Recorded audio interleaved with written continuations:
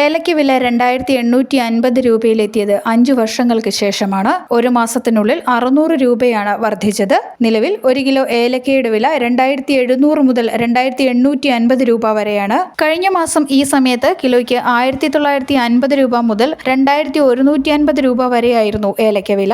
ഗ്വാട്ടിമാലയിൽ നിന്നുള്ള ഏലക്ക ഇറക്കുമതി കുറഞ്ഞതും ഇസ്രയേൽ ഇറാൻ യുദ്ധത്തിന്റെ തീവ്രത കുറഞ്ഞതുമാണ് വ്യാപാര രംഗം കൂടുതൽ സജീവമായതും ഇപ്പോഴത്തെ വിലവർധനവുണ്ടായതും. വില ഇനിയും ഉയരാനിടയുണ്ടെങ്കിലും ഉൽപാദനം കുറഞ്ഞ സമയത്തെ വിലവർധന കർഷകന് ഒരു വിധത്തിലും പ്രയോജനപ്പെടുന്നില്ല. കടുത്ത വേനലിലും കൃത്യമായ പരിപാലനവും വെള്ളം നനയ്ക്കലും നടത്തുന്നതുകൊണ്ടാണ് ചെടികൾ ഉണങ്ങാതെ സംരക്ഷിക്കാൻ കഴിയുന്നത്. എന്നാൽ ഈ സമയത്ത് ഉൽപാദനവും വളരെ കുറവാണ്. പുതിയ ശരങ്ങൾ പൊട്ടിവന്ന് അവയിൽ പൂവിട്ട് ചെറിയ കായ്കൾ പിടിച്ചു തുടങ്ങിയ സമയമാണിത്. കാലാവസ്ഥാ വ്യതിയാനവും ഉയർന്ന ഉൽപാദന ചെലവും വിലയിലെ സ്ഥിരതയില്ലായ്മയും എന്നും കർഷകർക്ക് വെല്ലുവിളിയാണ്. 2020 ഏലക്കയ്ക്ക് ചരിത്രത്തിലെ ഏറ്റവും ഉയർന്ന വിലയായ 7000 രൂപയിലെത്തിയിരുന്നു. എന്നാൽ പിന്നീട് ഇങ്ങോട്ട് വിലയിടിവിന്റെ വർഷങ്ങളായിരുന്നു. 2020 ശേഷം ഏറ്റവും ഉയർന്ന വിലയാണ് ഇപ്പോൾ ലഭിക്കുന്നത്.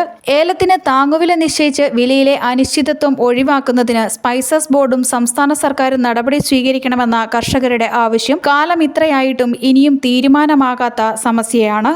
News desk Ponkunnam.